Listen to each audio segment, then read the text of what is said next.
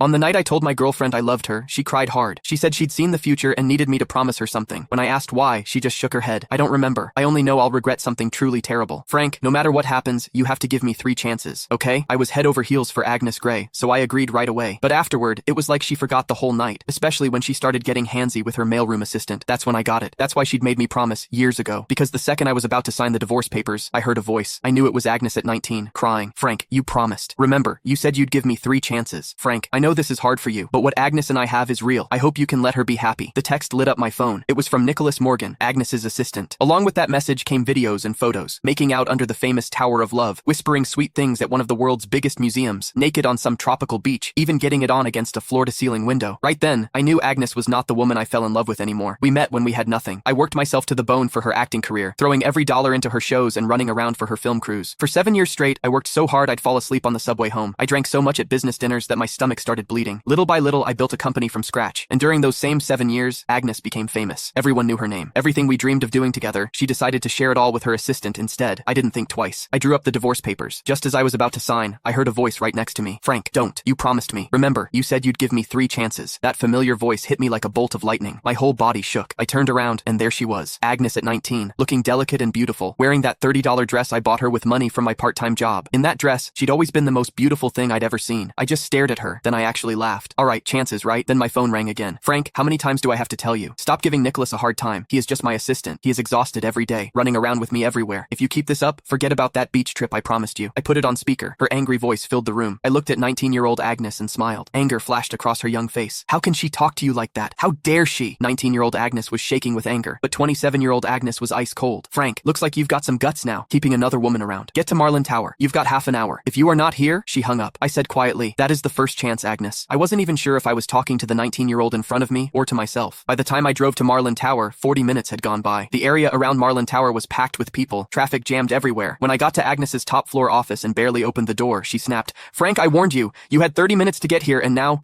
I cut her off, turned around, and flopped onto the couch like I didn't care. Nicholas was there too. He kept his head down, eyes all red, his right hand holding his left wrist. My attitude seemed to set Agnes off. She slammed her hand on the desk. Frank, what is with that attitude? You still won't admit you were wrong? But before I could say anything, Nicholas jumped in. It is nothing really, just a watch. Don't blame Frank. That just made Agnes angrier, but instead of yelling at him, she held back and softened her voice. How can you say it is nothing? He is so petty. He even tried to steal the birthday gift he gave you. Don't worry, I am not taking his side. Then she turned back to me, her voice sharp as a knife. Frank, I am giving you one last chance. Give Nicholas his watch back. I'd lost count of how many times this had happened. No matter how many times Nicholas set me up, no matter what I said, it never mattered. The woman who used to trust me completely now only doubted me. Couldn't be bothered to argue. I stood up, took off the old watch from my